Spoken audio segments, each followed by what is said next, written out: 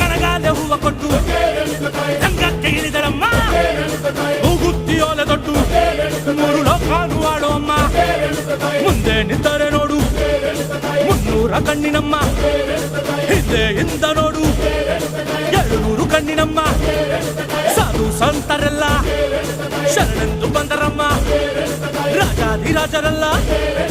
ಕಾಲೂರಿ ಕದರಮ್ಮ ಐಕೆ ತೀರಿಸು ಎಂದು ಬಣ್ಣ ಹಚ್ಚಿದೆವಮ್ಮ ಆಸೆ ತೀರಿಸು ಎಂದು ವೇಷ ಹಾಕಿದೆವಮ್ಮ ನಿನಗಿಂತ ದೊಡ್ಡ ದೇವರಿ ಲೋಕದಲ್ಲಿಲ್ಲ